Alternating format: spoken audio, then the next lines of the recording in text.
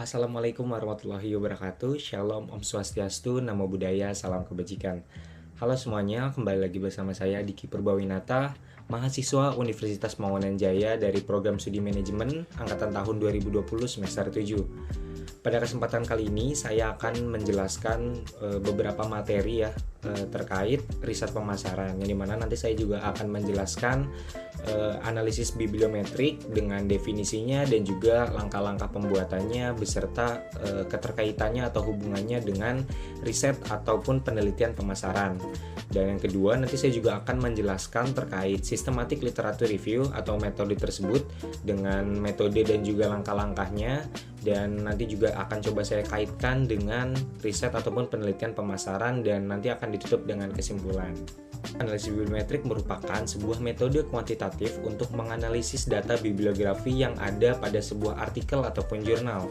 Analisis ini biasanya digunakan untuk menyelidiki referensi artikel ilmiah yang dikutip dalam sebuah jurnal, pemetaan bidang ilmiah sebuah jurnal, dan untuk mengelompokkan artikel ilmiah yang sesuai dengan suatu bidang penelitian.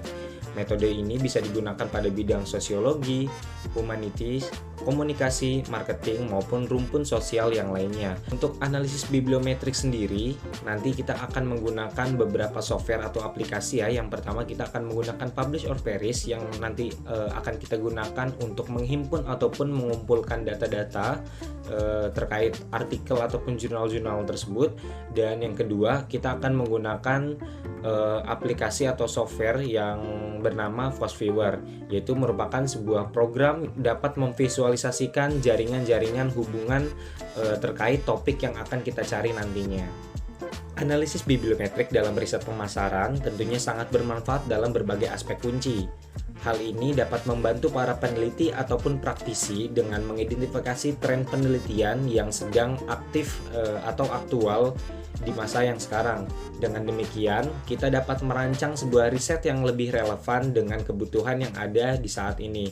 Yang kedua, analisis bibliometrik memungkinkan evaluasi dampak penelitian pemasaran dengan melihat seberapa sering publikasi ilmiah terkait bidang pemasaran dikutip oleh peneliti lainnya, dan ini dapat memberikan gambaran tentang sejauh mana suatu penelitian telah mempengaruhi pemikiran dan praktek dalam industri pemasaran. Untuk langkah-langkahnya, yang pertama pastikan kita sudah memiliki aplikasinya ya.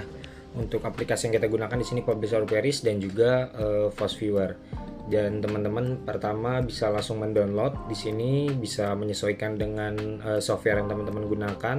Kemudian di FastViewer juga teman-teman bisa mendownload langsung di sini dan bisa menyesuaikan dengan software yang teman-teman gunakan, macOS ataupun Windows.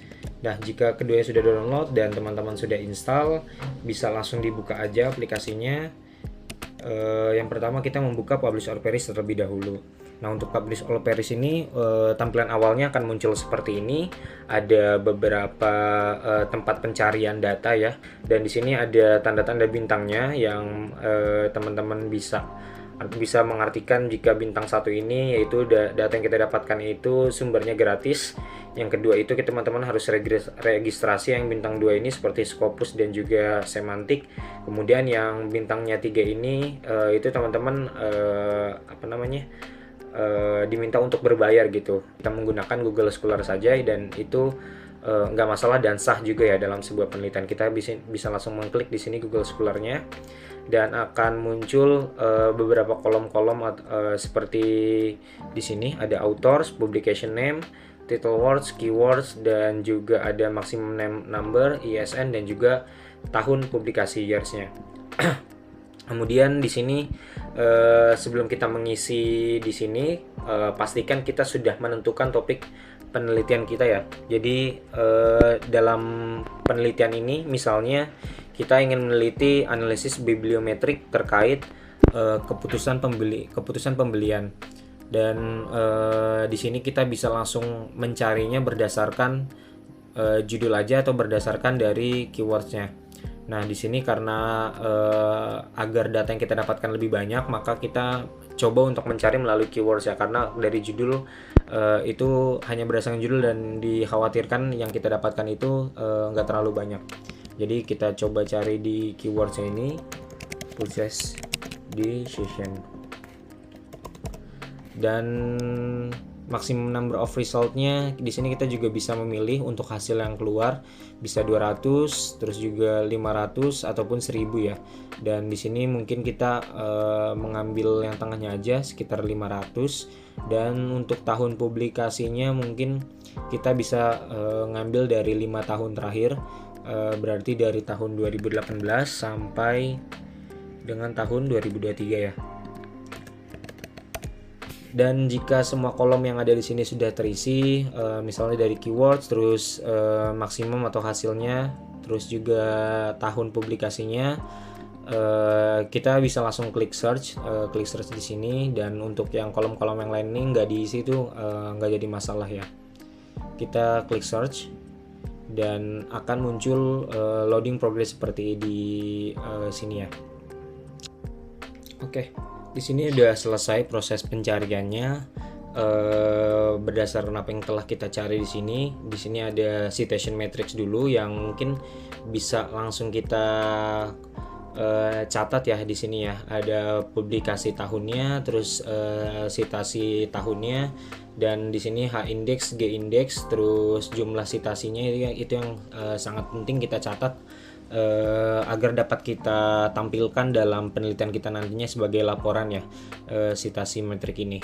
Kemudian jika ini sudah dicatat gitu, udah teman-teman copy, dan tahap selanjutnya kita ingin men-save semua data yang telah kita ambil ini dengan cara klik salah satu di sini, terus kemudian kita bisa Ctrl A atau Command A, kemudian kita klik kanan, kemudian kita save result. Nah, di sini kita harus memilih sebagai RIS atau Ref Manager ya, agar nanti kita dapat mengolah datanya di FOSViewer ya, agar terbaca datanya sebagai RIS di FOSViewer. Kita save di sini. Kemudian saya udah menyiapkan folder juga di sini bibliometrik. Kita save di sini sebagai Purchase Decision.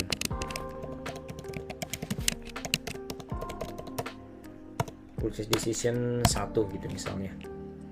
Kita save. Dan jika ini udah di save tadi ya, udah tersimpan, kita bisa langsung membuka aplikasi FOSViewer-nya.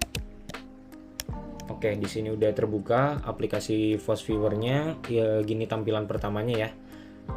Masih kosong, dan kita di sini akan membuka data yang tadi telah kita simpan ya, dengan cara klik create di sini. Kemudian di sini ada pilihan choose type of datanya. Di sini kita bisa memilih dari based on text data ya, karena data yang tadi kita save dari publish or perish itu masih data mentah yang belum kita olah di Mendeley dan belum kita klasifikasikan lebih lanjut ya data-data tersebut. Jadi karena datanya masih sangat mentah, belum kita apa-apakan, kita bisa memilih based on text data. Kemudian kita bisa langsung klik next juga. Dan di sini kita bisa memilih datanya berdasarkan apa yang kita save sebelumnya. Karena kita tadi save sebagai RIS, kita langsung bisa klik read data from Reference Manager Files. Sebagai RIS, kita next lagi di sini.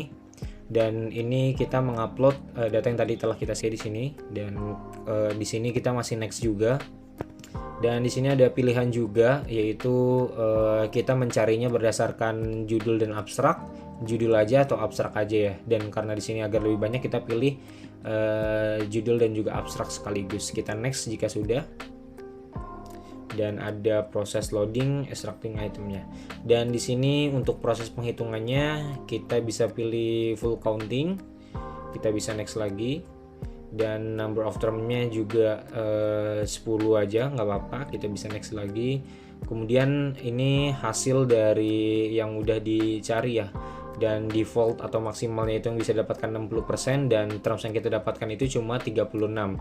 Dan mungkin bisa kita coba tambahkan di 45 gitu ya. Ini bisa juga teman-teman tambahkan atau kurangkan ya.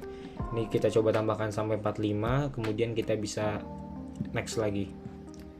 Dan ini hasil yang telah kita dapatkan ya, beberapa term yang kita dapatkan dari hasil pencarian ini. Teman-teman bisa menghapus atau menghapus kata-kata ini jika tidak sesuai dengan topik yang ingin kita cari. Misalnya dalam topik kita itu nggak ngebahas terkait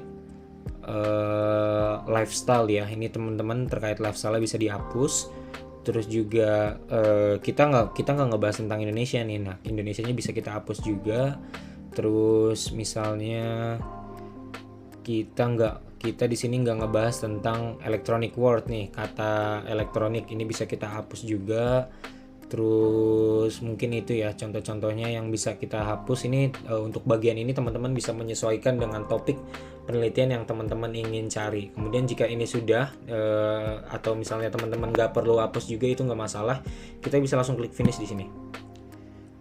Dan ada proses loading sebentar untuk membuat network visualization, dan ini udah keluar ya teman-teman ya, hasil yang kita cari tadi, yaitu ada purchase decision dan purchasing decision ya. Yang ini yang paling besar, yang jaringannya paling banyak, kedua ini biru dan merah ini. Dan jaringan-jaringan ini itu membentuk keterkaitan antar satu terms ke terms yang lainnya gitu. Makin besar jaringannya di sini, artinya mereka saling berhubungan gitu dan paling banyak digunakan. Di sini karena kita cari purchase decision dan purchasing decision yang hampir mirip, jadi kedua ini paling besar. Dan kita juga bisa tahu nih misalnya jaringan-jaringan kecil yang jarang digunakan itu keterkaitannya dengan apa aja. Misalnya di sini ada diskon ya. Ada diskon itu keterkaitannya dengan ada price juga, terus ada ke purchase decision juga. Jadi kita bisa tahu nih mungkin pemberian diskon dan juga harga di sana, harga yang murah gitu misalnya, itu mempengaruhi keputusan pembelian juga gitu misalnya. Itu contoh simpelnya ya. Dan teman-teman nanti hasil visualisasi ini dapat dideskripsikan lebih lanjut dalam tulisan teman-teman masing-masing ya. Dan di sini kita juga bisa melihat berdasarkan overlay ataupun di sini tahun ya, tahun publikasi dari jurnal-jurnal yang telah kita cari. Di sini dari yang warnanya paling gelap ke paling terang ya. Paling terang ini artinya adalah tahun yang paling muda ya, atau yang paling baru gitu. Nah, jadi untuk tahun-tahun yang gelap ini tahun yang lebih lama atau lebih tua dari tahun 2020. Dan ini menarik ya, tadi kita coba cari dari tahun 2018 pada Publish or Perish, tapi yang muncul dari tahun 2020 sampai 2021 terkait keputusan pembelian ini teman-teman. Nah, ini bisa dikaji lebih lanjut mengapa jurnal-jurnal penelitian tentang keputusan pembelian ini lebih banyak mengarah di tahun 2020 sampai 2021 gitu. Pada tahun-tahun sebelumnya, di 2 tahun sebelumnya dari tahun 2018 yang saya cari itu terkait keputusan pembelian ini nggak muncul gitu bahkan di sini. Dan ini teman-teman bisa kaji lebih lanjut gitu. Dan kemudian di sini ada density visualization-nya juga. Ini berdasarkan keterangan ya, maksudnya berdasarkan yang lebih terang ini yang lebih sering digunakan gitu ya. Di sini kita udah sangat jelas kelihatan kalau misalnya purchase decision dan juga processing decision ini paling besar. Oke, dan data network visualisasi ini kita bisa langsung save aja dengan cara screenshot. Terus kita bisa save di sini dan kita bisa menamakan sesuai dengan nama file yang sebelumnya aja, kita samakan purchase decision 1 ya. Kita save di sini. Dan di sini ada data yang harus teman-teman catat juga, yaitu item yang keluar tadi dari 46 kita hapus 45 kita hapus 3 jadi 42, terus total clusternya, total jaringannya, terus jaringan yang kuat yang terbentuk keseluruhan ada berapa, 5727 atau lebih lengkapnya teman-teman bisa ke item sini. Ini jumlah nama-nama itemnya, teman-teman bisa catat atau copy. Oke, jadi gitu aja proses pembuatan analisis bibliometrik menggunakan 2 software tadi ya, Publish or Perish dan juga Fosviewer. Tapi setelah ini bukan berarti analisisnya sudah selesai gitu. Teman-teman dapat menganalisis atau menelaah lebih jauh terkait hubungan-hubungan yang telah terbentuk ini melalui tulisan teman-teman masing-masing. Gitu aja terkait analisis bibliometrik. Kita lanjut ke pembahasan selanjutnya. Terima kasih. Untuk pembahasan yang kedua, saya akan menjelaskan tentang systematic literature review, yang ini merupakan sebuah metode penelitian yang digunakan untuk mengumpulkan, menganalisis, dan juga menyusun literatur ilmiah yang lebih relevan dan tersedia tentang topik atau pertanyaan penelitian tertentu. Dalam metode systematic literature review ini, saya nanti juga akan masih sama ya, menggunakan bantuan publish or perish untuk menghimpun dan juga mengumpulkan data. Lalu untuk lebih singkatnya nanti saya akan coba menginterpretasi datanya melalui diagram prisma yang nanti saya akan jelaskan. Kemudian nanti saya akan mencoba mengklasifikasikan ya hasil dari diagram prisma menjadi sebuah table-table. Kemudian yang kedua, saya akan menjelaskan systematic literature review atau SLR dalam konteks penelitian pemasaran atau riset pemasaran. Nah, pada SLR ini dia bertujuan untuk merangkum, menganalisis dan juga menyatukan pengetahuan terkait strategi pemasaran, perilaku konsumen dan juga aspek pemasaran lainnya. Dengan cara ini, nantinya peneliti-peneliti terkait bidang marketing ya dapat mengidentifikasi tren terkini, mengintegrasikan temuan-temuan dari berbagai sumber, memahami perilaku konsumen dan juga mengevaluasi efektivitas sebuah strategi dalam bidang marketing ataupun pemasaran, serta membantu menentukan area penelitian yang perlu dieksplorasi lebih lanjut. Dengan menyediakan pandangan yang komprehensif, systematic literature review mendukung pengambilan keputusan pemasaran yang berdasar pada bukti dan juga pemahaman yang mendalam dalam konteks bisnis dan juga akademik. Baik, jadi untuk pembahasan selanjutnya adalah kita akan membahas mengenai systematic literature review. Karena keterbatasan waktu, jadi mungkin pada tahapan ini akan ada beberapa tahap yang saya skip aja, dan ini udah beberapa banyak tahap yang sudah saya siapkan. Oke, untuk langkah yang pertama kita tetap menggunakan publish or perish juga sama seperti penelitian yang sebelumnya, dan di sini saya udah coba siapkan untuk bahan materinya masih sama, process decision. Jadi teman-teman pertama harus tetap menentukan topik penelitian terlebih dahulu. Jika sudah, teman-teman bisa langsung mengetik di sini melalui title words atau keywords. Saya sarankan melalui keywords ya agar lebih banyak.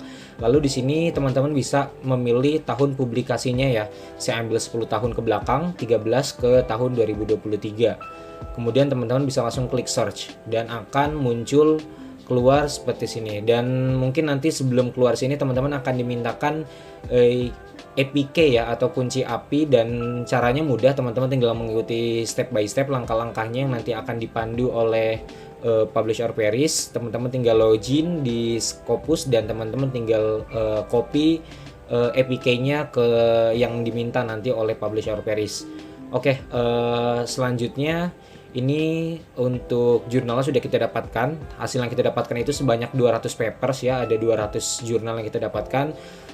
Kita di sini bisa langsung save aja. Caranya tinggal mengklik di save result ini. Di save result ini kita tinggal klik, kemudian kita bisa save sebagai CSV. Dan di sini teman-teman tinggal rename sesuai dengan topik penelitian teman-teman gitu. Misalnya tadi di sini purchase decision. Oke, teman-teman bisa langsung klik save. Dan ini adalah file CSV yang tadi telah kita save ya. Di sini lengkap, ada citasinya, terus ada penulisnya, judulnya, tahunnya, sampai ke di sini ada abstraksi dan juga link URL yang tidak terbaca di sini ya. Dan di tahapan ini sebenarnya kita tinggal bisa menambahkan di sini beberapa table, tapi agar mempermudah, jadi saya akan mengconvert file CSV ini menjadi Excel.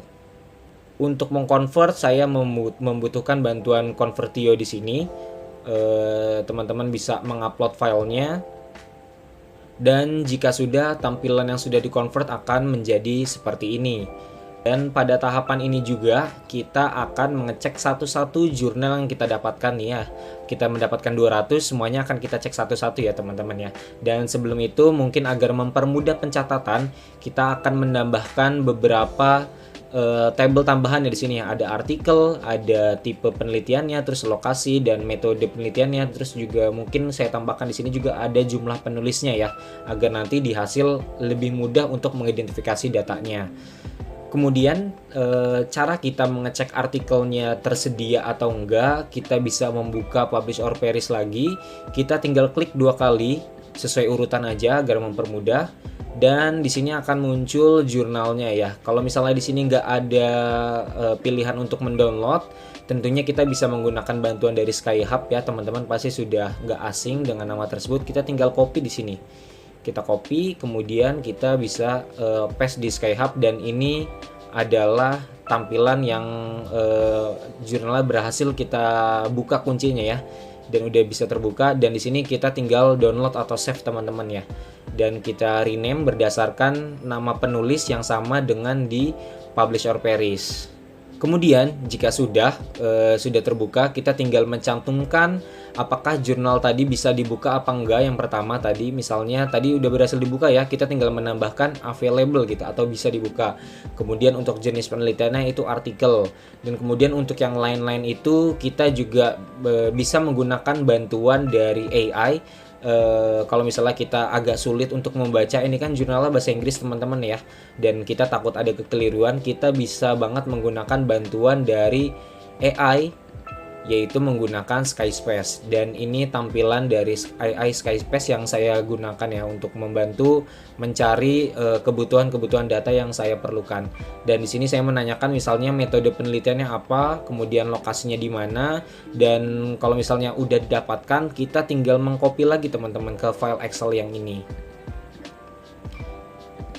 Kita copy misalnya untuk lokasinya tadi tidak ditemukan ya, atau tidak dijelaskan dalam jurnal. Nah ini kita tinggal menuliskan unknown atau tidak diketahui.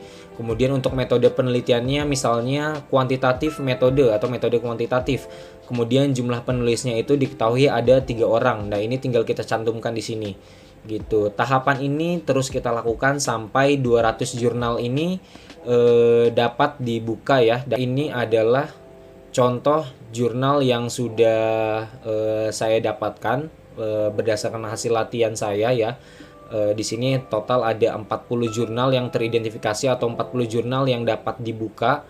Dan di sini ada 40 jurnal yang sudah teridentifikasi. Kalau misalnya kita udah mencantumkan seluruh jurnal, misalnya dari tadi kita kan mendapatkan database sebanyak 200 ya, tapi ternyata yang bisa dibuka hanya 40 di sini misalnya, atau 45 di sini, ada 45 jurnal yang bisa dibuka. Dan itu nggak apa-apa teman-teman. Jadi yang kita cantumkan nanti 45 melalui diagram Prisma. Nah, cara mendapatkan diagram Prisma tentunya sangat mudah, teman-teman bisa mencari langsung melalui Google, yaitu prisma-statement.org, dan teman-teman bisa langsung mendownload Prisma 2020 ini dengan mengklik ya, dan nanti akan langsung terdownload di komputer teman-teman. Ketika sudah terdownload, ini adalah tampilan dari diagram Prisma, dan di sini kita tinggal mengisi atau menginput hasil-hasil data yang telah kita dapatkan. Dan di sini akan ada pertanyaan-pertanyaan ya, misalnya yang teridentifikasi dari kita, total database yang kita dapatkan gitu. Total database ini yang kita dapatkan ini berdasarkan publish or perish ya. Jadi di publish or perish ini kita mendapatkan total database-nya itu 200, dan pada diagram Prisma kita mencantumkan sebanyak 200. Kemudian setelah kita dapatkan 200 ini, tadi kan kita cek satu-satu, kita cari satu-satu ya. Ternyata dari 200 itu yang bisa dibuka hanya 100 gitu, dan di sini harus mencantumkan yang bisa dibuka yang terregister itu cuma 100. Kemudian di sini yang bisa di screen it totalnya misalnya 185. Terus yang nggak tercantum atau di luar dari topik itu misalnya 160. Terus yang nggak eligible misalnya ada 80. Terus yang berbeda lagi nih misalnya yang nggak berbahasa Inggris jurnalnya itu ada 13. Terus yang jurnalnya itu ternyata yang belum selesai itu ternyata ada 17, dan yang berbeda itu ada 20. Terus kita kurangi, kita identifikasi berdasarkan topik penelitian yang ingin kita bahas ya. Dan di sini ini tentunya menyesuaikan dengan topik teman-teman gitu, berdasarkan data yang teman-teman dapatkan dan disesuaikan dengan topik yang teman-teman ingin bahas gitu. Dan di sini sebagai contoh, misalnya dari 200 yang tadi saya dapatkan melalui database di Publish or Perish, hasilnya itu yang dapat saya gunakan sebagai penelitian lebih lanjut nantinya, dapat saya jelaskan itu sebanyak 40 teman-teman. Di sini ada 40 jurnal yang bisa kita review gitu, atau bisa kita pelajari lebih lanjut. Kemudian untuk langkah selanjutnya, setelah tadi kita dapatkan ada 40 jurnal yang dapat kita identifikasi lebih lanjut, kemudian kita akan membuat hasil analisis ya. Hasil analisis ini kita bagi menjadi dua ya, ada analisis deskriptif dan juga hasil analisis tematik.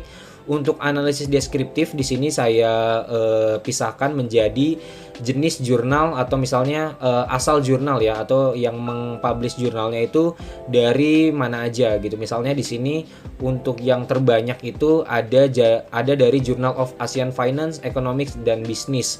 Di sini ada 4 jurnal.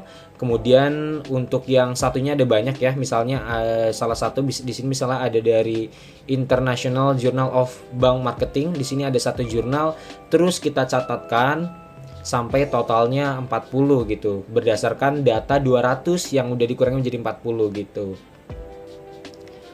Yang kedua, ada analisis tematik. Pada analisis tematik ini dibagi menjadi 4 tabel ya. Ada jenis atau tipe penelitiannya, kemudian ada lokasi, terus ada tahun publikasi, terus juga ada jumlah penulis.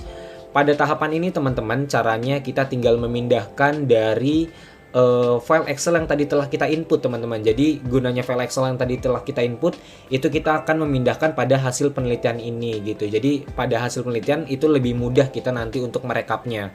Dan kita bisa ngecek dari file Excel-nya, misalnya untuk tipe penelitiannya. Dan untuk tipe penelitiannya di sini yang saya dapatkan itu semuanya tentang research paper semua ya. Dan nggak apa-apa, kita tinggal memindahkan di sini. Kita jelaskan aja apa adanya, yang kita dapatkan itu research paper. Karena 40-40-nya itu ngebahas tentang research paper, presentasinya 100. Seperti itu. Kemudian yang kedua, kita akan membahas mengenai lokasi berdasarkan negara peneliti gitu misalnya. Dan ini kita tinggal ngecek juga berdasarkan di Excel tadi. Misalnya di Excel kita dapatkan di sini ada Malaysia, Filipina, terus juga ada Bangladesh, China dan lain-lain. Itu kita tinggal pindahkan ke table ini. Misalnya ada Malaysia totalnya ada 3, terus China total ada 3, tinggal kita pindahkan aja sampai totalnya itu benar-benar 40 gitu. Kemudian yang ketiga, pada analisis tematik ini ada table publikasi tahunnya atau tahun publikasinya. Dan tahun publikasinya ini sama, kita juga masih bisa melihat melalui table Excel yang tadi. Kita tinggal mengecek di sini tahun publikasinya. Untuk tahun publikasinya di sini terbagi dari tahun 2022 sampai dengan tahun 2019 yang available atau bisa dibuka ya, atau yang udah kita identifikasi lebih lanjut. Dan ini tinggal kita catatkan aja untuk tahun publikasinya. Ada dari tahun 2022 ada berapa, dan 2019 ini ada berapa, tinggal kita pindahkan ke file Excel, ke file yang di Word ini gitu. Dan yang terakhir adalah jumlah penulis. Jumlah penulis ini tadi juga udah saya tambahkan ya pada salah satu jurnal yang ini. Dan di sini tentunya untuk mempermudah teman-teman juga, untuk jumlah penulisnya misalnya pada di sini kita dapatkan pada 40 penelitian tersebut. Pada tabel ini misalnya kita dapatkan ada 17 artikel atau 17 penelitian yang menggunakan 2 peneliti, kemudian ada 23 penelitian yang menggunakan lebih dari 2 penulis, kemudian ada 0 dari artikel atau penelitian yang menggunakan hanya dengan 1 penulis ya. Dan ini bisa kita data-data ini bisa kita identifikasi lebih lanjut kenapa untuk penelitian seperti ini nggak ada 1 penulis yang kita dapatkan ya. Dan teman-teman ini tentunya dapat menyesuaikan dengan hasil temuan dari masing-masing topik yang teman-teman ingin bahas. Seperti itu. Baik, jadi kurang lebih untuk langkah-langkahnya seperti itu, seperti yang sudah saya jelaskan. Tentunya untuk hasil kajiannya teman-teman dapat mengidentifikasi lebih lanjut ya, berdasarkan data yang teman-teman telah dapatkan. Teman-teman bisa mencari hubungannya misalnya, atau teman-teman bisa mengidentifikasi mengapa beberapa negara itu tidak ngebahas terkait topik tertentu, atau misalnya kenapa di tahun tertentu itu penelitiannya lebih sedikit, dan itu teman-teman dapat mengkaji lebih lanjut pada hasil penelitian dari teman-teman. Itu tadi penjelasan saya terkait analisis bibliometrik dan juga tentang systematic literature review. Jika ada beberapa kesalahan yang saya sampaikan atau beberapa ada step yang terlewat ya, teman-teman bisa menyampaikan melalui kolom komentar, dan juga Saya mohon maaf apabila ada beberapa kekurangan dalam penyampaian saya. Mungkin itu saja dalam pembahasan saya kali ini. Terima kasih banyak teman-teman yang udah menonton sampai selesai.